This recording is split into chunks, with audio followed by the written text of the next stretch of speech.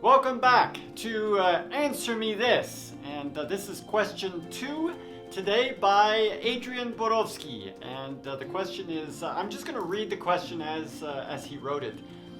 Being watchful Christians in the context of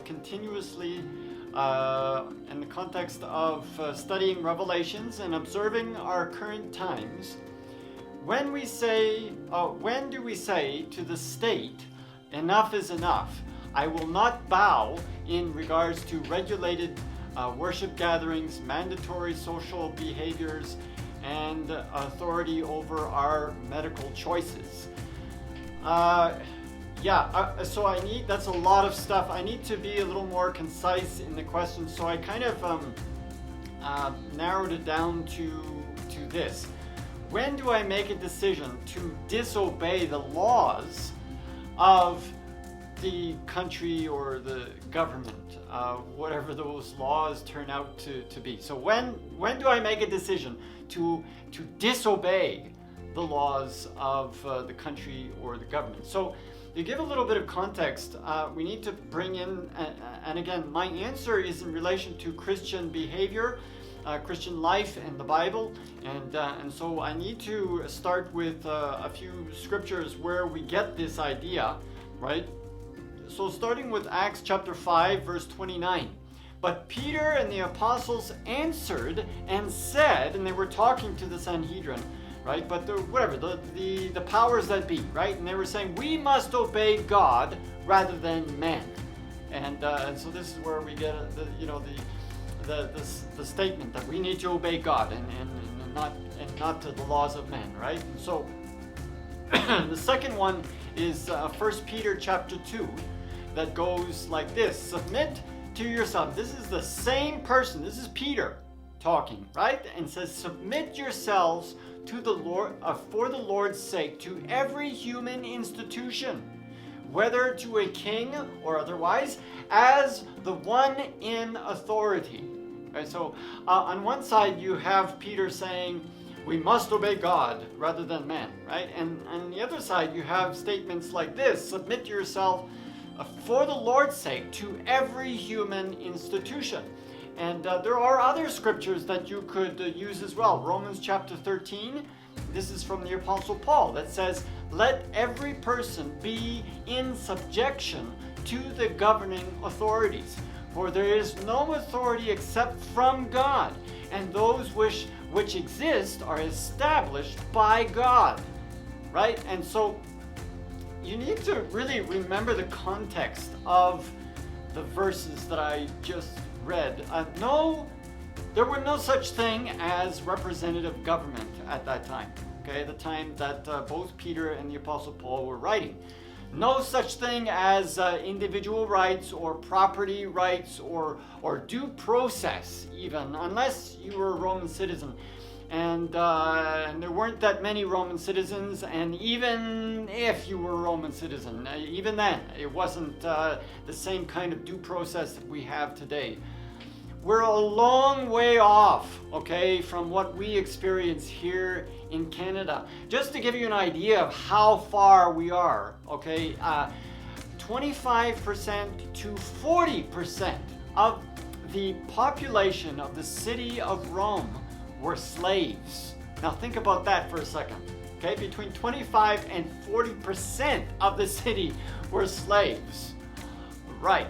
So what Peter specifically, that first verse that I quoted, what he was talking about when he said that we need to obey God, what he was talking about was following what Jesus had asked them to do, which was to speak the truth about who Jesus was, what he came to do, and that he's coming back soon. So the general message of the gospel. So Peter had decided that if anyone came to him to tell him to be quiet about the message of the gospel, that he preferred to speak at the risk of his own life than to be quiet and risk losing his own soul.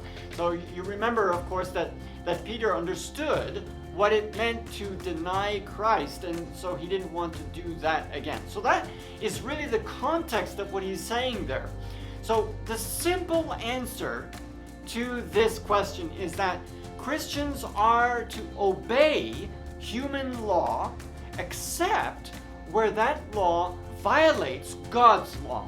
So our supreme duty, of course, is to obey God. But since God tells us to also obey human laws, we should obey those laws. When those laws come into conflict with God's law, that's when we can maybe say that it's better for us to obey God than men.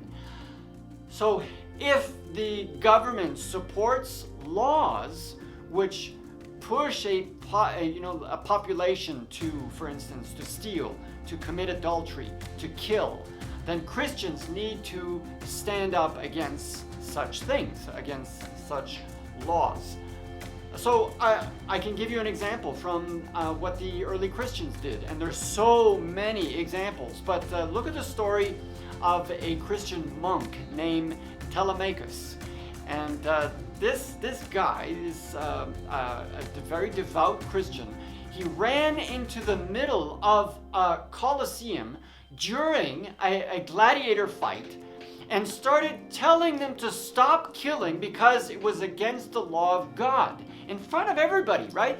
So he gets killed in the process by one of the gladiators, but his death caused the emperor himself to change Roman practices of wanton killings during Colosseum games. So there's an example of standing up for the laws of God. So freedom of religion is a privilege that we have here in this country, in Canada.